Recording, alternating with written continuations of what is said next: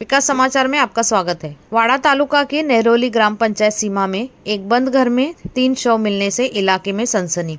आपको बता दें, नेहरोली ग्राम पंचायत सीमा में एक बंद मकान में सड़ी गली अवस्था में माता, पिता और बहन के ऐसे 3 शव मिलने से इलाके में हड़कंप मच गया है। सामने आई जानकारी के अनुसार गुजरात के राठौड़ परिवार 25 वर्षों से वाड़ा तालुका की नेहरोली ग्राम पंचायत सीमा के अंतर्गत बोंद्रे क्षेत्र में रह रहे हैं। उनका बड़ा बेटा सुहास गुजरात में और छोटा पंकज विरार में रहता है।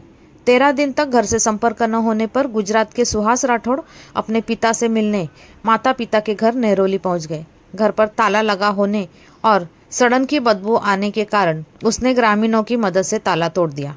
तलाश करने पर पिता मुकुंद राठौड़ का मृतदेह बाथरूम में मिला। मां कंचन और बहन संगीता दोनों नहीं मिली तो घर में पूरी तलाशी ली गई।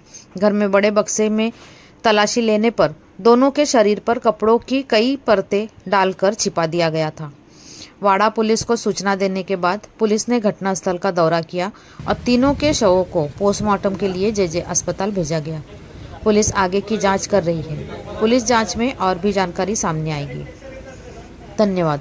वसई से मैं शहनाज शेख, विकास समाचार। चॅनल को लाईक, शेअर, सबस्क्राईब जरूर करें। सर, नेहरोली गावात ही घटना घडली। साधारणतः घटना घडलेली फॅमिली तुमच्या गावात किती दिवसापासून राहते आणि तुम्ही गाववाल्यांना हे कसं माहीत पडलं? साधारणतः एक 25 वर्षापासून इथे वास्तव्याला आहेत. ते मूळचा फॅमिली ती गुजरातची आहे.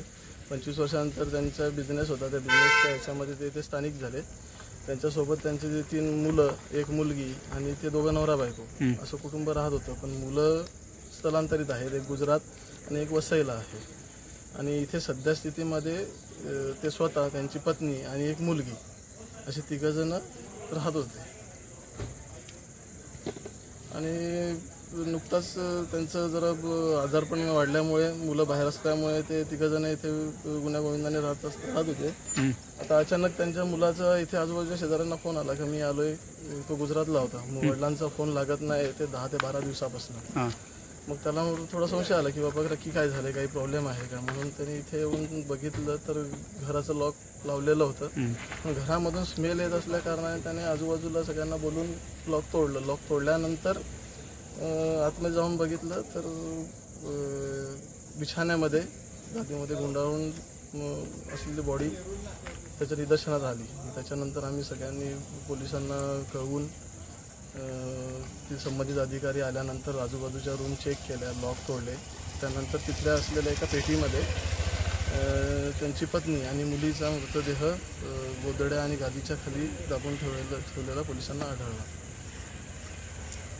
याबाबत काय तुमची भूमिका आहे गावकऱ्यांना? अतिशय घृणास्पद घटना घडलेली आहे. आजूबाजूच्या परिसरामध्ये भरपूर दहशतीचं वातावरण झालेलं आहे या गोष्टीमुळे की 3 मृतदेह भेटले आणि याच्यामागे नक्कीच काहीतरी कारण असावं किंवा काहीतरी गुन्हा घडलेला आहे, मोठा गुन्हा की जो तालुक्यामध्ये अजूनपर्यंत कधी निदर्शनात पण नाही आला. त्याच्यामुळे सगळेजण भीतीच्या वातावरणामध्ये आहेत. याचा लवकरात लवकर पोलिसांनी छडा लावून आरोपींना पकडावं किंवा त्या घटनेमागचं कारण सगळ्यांच्या निदर्शनात आणून द्यावं, ही भीती घालवावी अशी इच्छा आहे.